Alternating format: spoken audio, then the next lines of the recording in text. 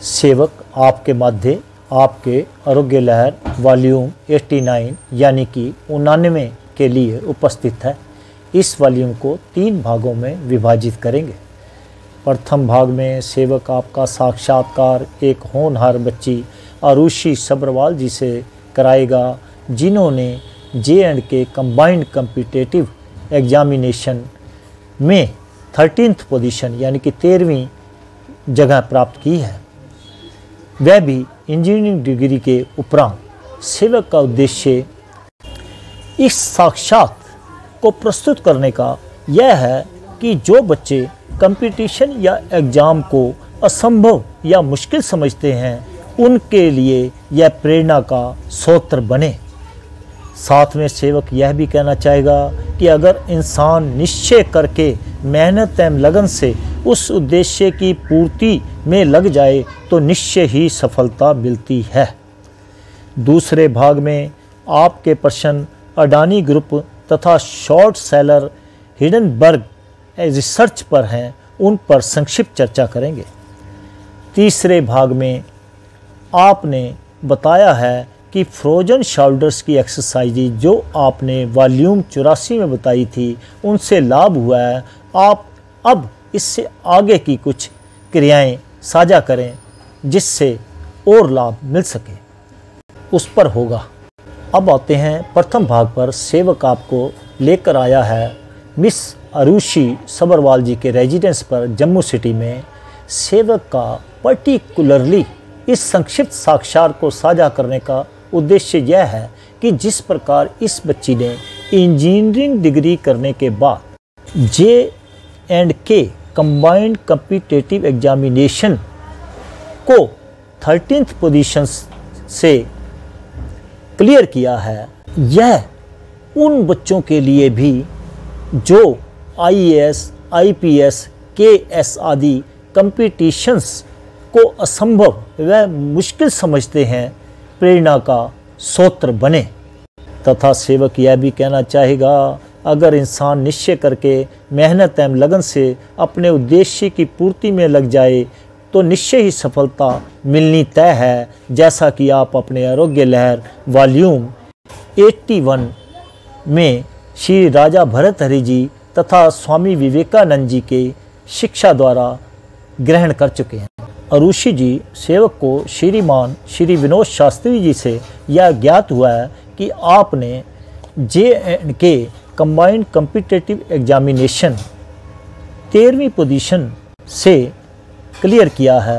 आपकी study and competition की तैयारी की मेहनत के बारे में भी इन्होंने बताया, तो सेवक को लगा कि आपका साक्षात्कार आपके आरोग्य लहर चैनल के लिए लिया जाए, जो पढ़ाई करने वाले बच्चों तथा कंपटीशन की तैयारी कर रहे बच्चों के लिए प्रेरणा का स्रोत बने।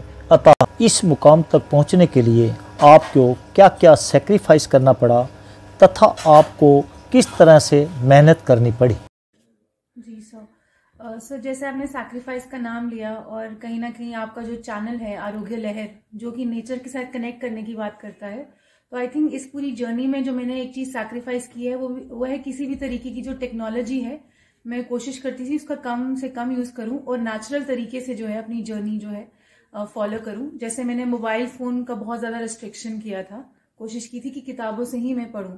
उसके अलावा एक नेचर के साथ मेरी बॉन्डिंग थी कि मैं सैर करती थी या छोटे बच्चों से बात करती थी और गार्डनिंग करती थी। तो मुझे लगता है नेचर के साथ एक बहुत डीपर कनेक्शन था और बहुत ज्यादा कम डिस्ट्रैक्शन थी।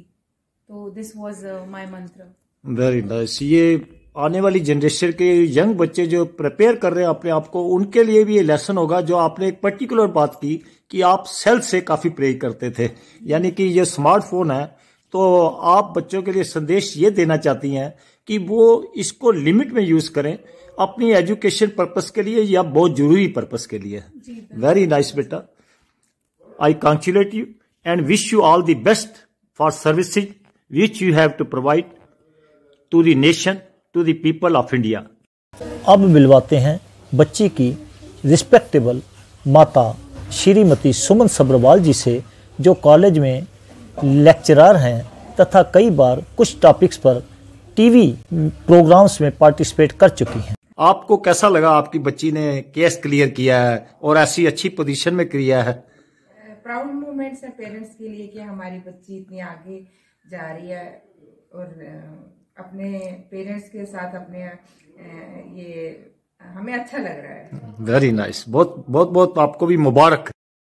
अब सेवक मिलवा रहा है बच्ची के रिस्पेक्टेबल पिता श्री विनोद सब्रवाल जी से, जो PWD में sub division 1 R&B division Katra में AEE के पद पर रहते हुए साफ छवि बनाए रखने में कामयाब रहे एवं इन्हें माननीय कमांडेंट ऑफिसर जी द्वारा माननीय STM मिसेज नीलम खजूरिया जी एवं माननीय डायरेक्टर स्पोर्ट्स तथा माननीय SSPs J&K पुलिस की प्रेजेंस में एक्सक्लूसिव सर्विसेज के लिए सम्मानित भी किया गया तथा एक न्यूज़पेपर कटिंग भी लगा रहा है जिसमें आप पढ़ पा रहे होंगे इनकी सर्विसेज के बारे में। आप कैसा महसूस कर रहे हैं ऐसे एटमॉस्फेयर में और ऐसे माहौल में जब बच्ची ने ये केस क्लियर किया? तो वैसे तो हमारे परिवार में काफी लोग पढ़े, सारे लोग पढ़े लिखे ही हैं जी, तो ये हमारे लिए आम बात थी, लेकिन जो इसने किया वो रिमार्केबल है। Very good. और सेवक आपको बताना चाहता है कि बच्ची के फेस रीडिंग से सेवक ने महसूस किया है ये बच्ची अभी यहाँ पे सर्टिफाइड नहीं रहेगी, ये IAS भी क्लियर करेगी। ये भी गस्टेड रैंक से रिटायर्ड है, तो मैं इनको भी कांग्रेचुलेट करता हूँ आज के दिन कि आपकी बच्ची ने केएस में 30th रैंक प्राप्त किया और इसके विचारों से मुझे महसूस होता है सेवक को आपके कि हमारे देश को ऐसे ही बच्चों की जरूरत, यंग बच्चों की जरूरत है जो देश को आगे अच्छे माहौल में लाने में सफल होंगे। कांग्रेचुलेट बेटा, many many congratulations, I wish you all the best for IAS 2। अब आते हैं भाग 2 पर अडानी ग्रुप एवं शॉर्ट सेलर हिडनबर्ग रिसर्च की संक्षिप्त चर्चा पर। सेवक इस चर्चा से पहले माननीय सर्वोच्च न्यायालय के एक करंट ऑर्डर का जिक्र जरूर करना चाहेगा कि माननीय सर्वोच्च न्यायालय की खंडपीठ, जिसमें माननीय मुख्य न्यायाधीश श्री DY चंद्रचूड़ जी अध्यक्षता कर रहे थे तथा माननीय न्यायाधीश श्री PS नरसिम्हा जी एवं माननीय न्यायाधीश श्री JB पारदीवाला जी भी थे, उन्होंने ऑर्डर किया कि म्युनिसिपल कॉरपोरेशन ऑफ दिल्ली तथा माननीय लेफ्टिनेंट गवर्नर द्वारा नॉमिनेटेड मेंबर्स मेयर इलेक्शन में हिस्सा नहीं ले सकते तथा यह भी कहा है कि 24 घंटे में नोटिफाई करें। जैसा कि आप सबको विदित है कि 2 महीने से ऊपर हो गए थे कि माननीय लेफ्टिनेंट गवर्नर साहब मानने को तैयार ही नहीं थे कि नॉमिनेटेड मेंबर भाग नहीं ले सकते तथा यह भी सबको विदित है कि माननीय लेफ्टिनेंट गवर्नर महोदय डायरेक्टली केंद्रीय सरकार के अधीन आते हैं। जहां तक आपका प्रश्न Adani group and US short seller Hindenburg research पर है, सेवक यह साझा करना चाहेगा जैसा कि आप शॉर्ट सेलर हिडनबर्ग रिसर्च के नाम से ही देख रहे होंगे कि ऐसी कंपनियां कॉर्पोरेट्स पर रिसर्च व स्टडी करती रहती हैं तथा जब उन्हें मौका मिलता है वह उनकी दुखती रग पर पैर रख देती हैं। जैसा कि आपने अडानी ग्रुप ऑफ कंपनीज के बारे में देखा कि उन्होंने रिपोर्ट दी तथा हो सकता है वह सेवक का मानना है कि उन्होंने शॉर्ट सेलिंग भी की होगी या करवाई होगी, ऐसा कानून के अंदर रहते हुए ही किया होगा। जहां तक अडानी ग्रुप की कंपनियों का संबंध है, आपने पढ़ व सुन ही लिया होगा कि इस ग्रुप का मार्केट कैप आधे से भी कम हो गया है, यानी कि 20 लाख करोड़ से 10 लाख करोड़ से भी कम हो गया है।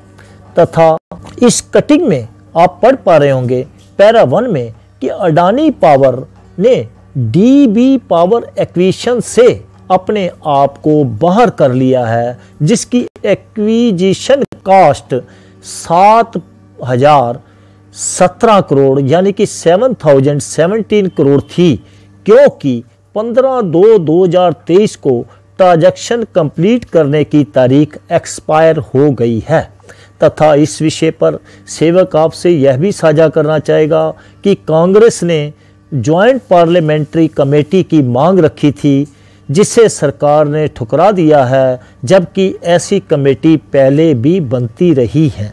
दूसरी तरफ अडानी ग्रुप ने पहले भी कहा था कि वह US short seller Hindenburg research के खिलाफ केस करेंगे, लेकिन अभी तक ऐसी कार्रवाई नहीं की। आप स्वयं ही अंदाज़ा लगा सकते हैं कि इतना बड़ा ग्रुप अभी तक ऐसा कदम क्यों नहीं उठा रहा या उठा पाया। दूसरी तरफ सेवक यह भी साझा करना चाहेगा कि government agency the stock exchange board of India भी मूक दर्शक होकर देखता रहा, जबकि उसका कार्य वॉचडॉग की भांति है। उसे पहले ही जब अडानी ग्रुप के शेयर ऊपर छलांग लगा रहे थे तब भी निगरानी करनी चाहिए थी। अब सेवक आपके तीसरे व अंतिम भाग पे आ रहा है, जिसमें आपने पूछा था कि जो आपने आरोग्य लहर वॉल्यूम 84 में फ्रोजन शोल्डर्स के लिए एक्सरसाइज बताई थी उससे फ़ायदा हुआ है, उसके आगे की एक्सरसाइज बताएं ताकि और फ़ायदा हो सके। अब सेवक आपके साथ उससे आगे की एक्सरसाइज शेयर कर रहा है, वो भी बिल्कुल साधारण है, लेकिन फिर भी आप सबसे कहेगा कि अपने सामर्थ्य के अनुसार करें। दूसरा, सेवक एक चीज़ और बताना चाहता है कि इस एक्सरसाइज से जिन हमारे बुजुर्गों के, हमारे भाई बहनों के हाथ पैर कांपते भी हैं, उनके हाथ पैर कांपने भी कम हो जाएंगे और ठीक हो जाएंगे। अब आप सांस लेंगे और पंजों के बल खड़े हो जाएंगे। सांस को अंदर ही रखेंगे जितनी देर आप रख सकते हैं और इसी पोस्चर में आपने एक्सरसाइज करनी है। आपने सांस ली हुई है, आप पंजों के बल है, हाथों को फैलाएंगे, उंगलियों को इतना खोलेंगे जितना आप खोल सकते हैं अपनी सामर्थ्यता के अनुसार। अब हाथों को सामने लाएंगे, उंगलियां आपकी फैली हुई होंगी जितनी आप खोल सकते हैं। फिर ऊपर जाएंगे, उसी प्रकार से उंगलियों को खींच के रखेंगे जितना खुल सकती हैं आपसे, ज़्यादा से ज़्यादा। फिर सामने आएंगे, खोल के रखेंगे, साइड पे आएंगे, खोल के रखेंगे, नीचे जाएंगे, खोल के रखेंगे। फिर ऐसे इस क्रिया को जितनी देर आप अपनी सांस को अंदर रख सकते हैं, पंजों को ऊपर रख सकते हैं, उतनी देर इस क्रिया को करेंगे।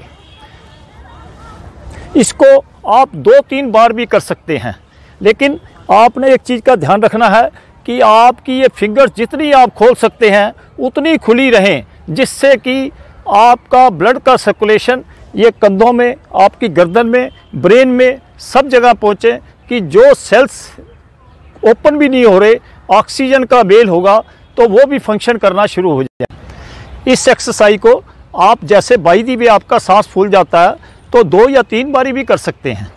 आप सेवक आपसे अनुमति चाहता है इस वॉल्यूम को समाप्त करने के लिए। जय हिंद, जय भारत।